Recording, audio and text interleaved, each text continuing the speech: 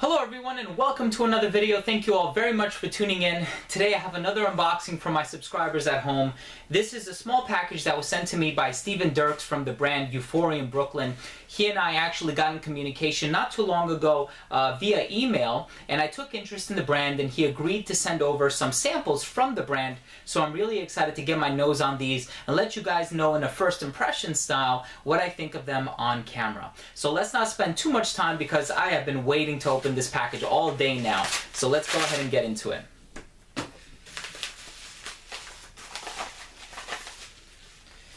So, a card, ship, SHYP. I don't think he included that in there, but here it is. He says enjoy, and it seems like we have about 3 or 4, maybe 5 samples in here. So Stephen, once again, thank you very much for sending these samples over to me. I'm really excited to get my nose on them because I've heard so much about your brand. I've heard a few other of my friends talk about them. I know they're available at Twisted Lily. And of course, I'm going to leave a link down below, so if you do take interest from what I say on these fragrances, if you take an interest in any of them, there are going to be a bunch of resources down below where you can find these fragrances and from where you'll be able to purchase them. So turns out I was a little wrong. We have 7 fragrances, all different, and I love the different colors. You have this really dark green one, which is sort of evocative of Eau Noir by Christian Dior. You have a golden one, which looks like Bois d'Argent. So I like how they're all different colors, and I can kind of already sense what they're going to smell like. Call it synesthesia, but I already have an idea of what they're going to smell like. So I'm not sure if they're different collections or whatever, but I'm very excited to get my nose on them. And there's a lot of fragrances. I'm already wearing a fragrance today, so I don't want to choke anybody out. I'm actually going to spray these on test strip. Now, I'm not going to go too in detail with all of them, first of all, because I don't have experience with any of them yet. These are just first impressions, but I will be doing another episode on my channel for my series Indie Scents Exposure, where I talk about these in a little more depth, tell you guys what the price range is, what my favorites are, where you can buy them from, so on and so forth. So I'm going to go more in detail on that video, but I'm going to reserve just a quick first impression for this video. So the first one is called Petales, P-E-T-A-L-E-S, like petals. And once again, the brand is Euphorium Brooklyn. Really nice sprayer on these little samples, by the way. Oh, okay. This is nice. This is a really sharp floral, but it has an antique smell to it. I don't know if that's necessarily the word that I want to use, but or a classic smell to it. There's a note in here that is very familiar to me. I almost want to say it's also found in Creation E by Roja Dove. There's something really nice about this. Yeah. I'm loving this, but there's like a mature quality about it too. Not dated, but just mature, as in maybe a little bit more sophisticated. Like, I wouldn't recommend this to a high school student or a teenager or something like that. This is a nice one. I really like this one. The second one here is called Chocolatel. So I guess it has chocolate in it. I don't know. So let's give this one a try.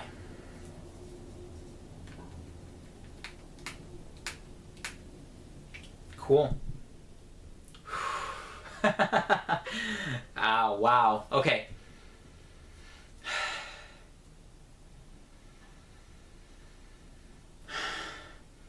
There is chocolate in here. It doesn't smell like dark chocolate, and it doesn't smell like milk chocolate. It has a powdery quality about it, but it doesn't smell like Chocolate Greedy by Montal. It doesn't smell like any of the chocolate offerings from the Chocolate Coffret collection by Hot Parfums, which is another brand that I've shed a little spotlight on in the past few weeks or so. Very different chocolatey smell, but I love this one. This is a really nice one. The next one is called Suédois or Suédois. I'm not sure if it's a French word, but S-U-E-D-O-I-S. Not sure what that means. I do apologize. Please forgive me for my ignorance, but I'm excited to smell it.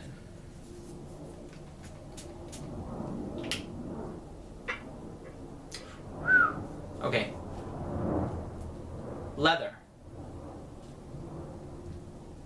Ooh, it's a really smooth, I guess, suede leather? I guess suede is in there somewhere. This is awesome. It's a leather unlike any other leather that I can compare it to. It's not overly aggressive. It's not overly animalistic. It has a very smooth, tame quality about it. It's not rugged in its olfactory texture. It's a rather inviting, intriguing leather note that will leave you asking a lot of questions, excuse me. It's awesome. I love it. I love it. And the last one with the spray is 100 Tweeds. This one I did look up online, but of course, pardon my memory, I've forgotten the notes and what they are. But I'm so happy that I'm finally getting my nose on it.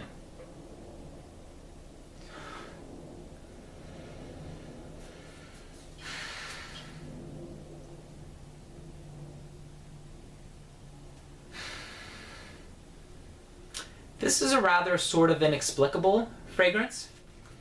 It reminds me of something that Slumber House would put out. It's a rather dark, resinous, yet mildly sweet composition. A lot of dense, full undertones to it. But I think it also has this sort of woodsy evergreen quality about it. Could be completely wrong. This is amazing.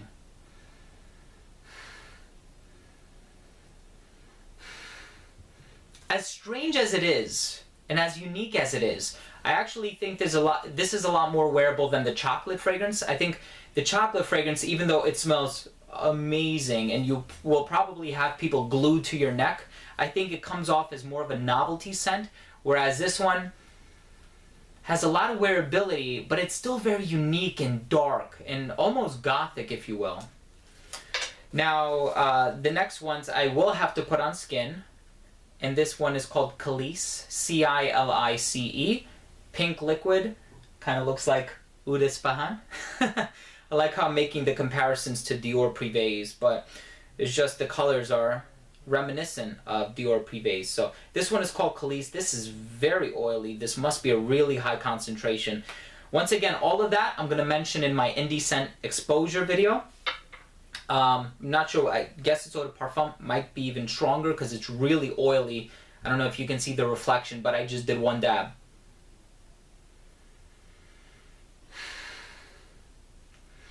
As I'm smelling them, I'm thinking to myself, which one am I going to buy a bottle of? And I know it's crazy that my mindset is there, but as a collector, I'm thinking to myself, which one am I going to buy a bottle of? And it's like, man, I love this one, but I like this one even more, and I like this one even more, and it's like, they're all, like I'm liking them more and more as I go through the list.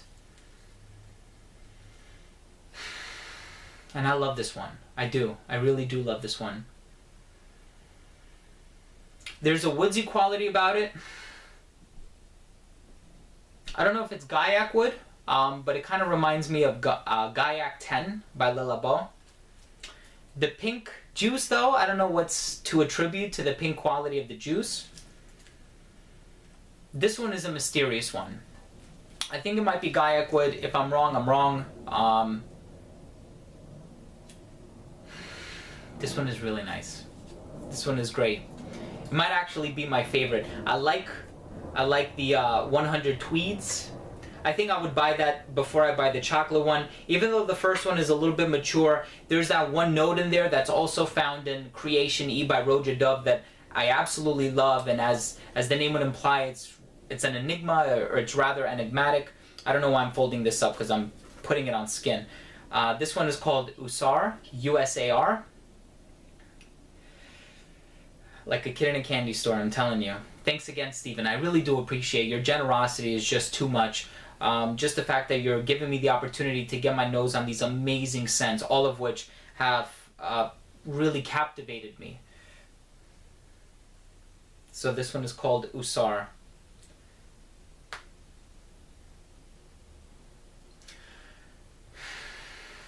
Okay. You know, one thing that I can say with a great degree of certainty about all of these is that they're all very different from one another.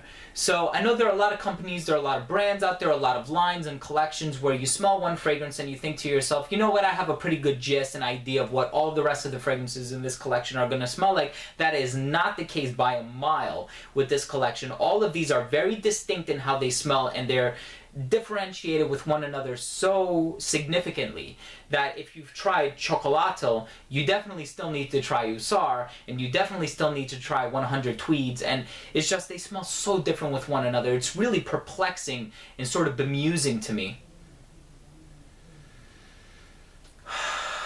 This one may be oud or agarwood. Very dark, rich, woodsy, almost animalistic.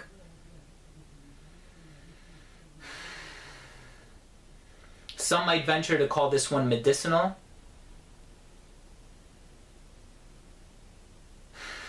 I love it. I do. I honestly love it. I love every single one of these fragrances, you know.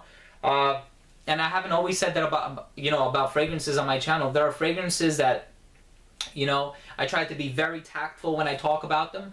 I try to really be careful of my language when I talk about them, because I don't love everything that I put my nose on, but I think you have something really special here. And the last one is called Waleed, W-A-L-D. This is the green juice. And it's probably the one, just because of, you know, you're not supposed to judge a book by its color, but just because of the chromatic intensity of this one, I'm so excited to try this. Okay. This is a strange one. This one is really strange. I don't know how I feel about it. Finally, there's one that I'm a little bit ambivalent about. Maybe a smoky quality, something along the lines of A City on Fire by Imaginary Authors.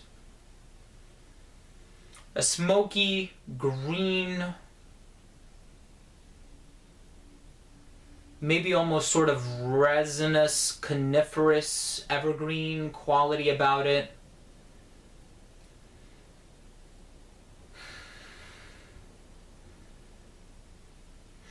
This is really interesting. It's kind of like a Christmas tree on fire. To me, that's what it smells like. It has that rich, sappy, resinous, coniferous quality about it, but there's a smoky nuance about it too, kind of in the overtone somewhere.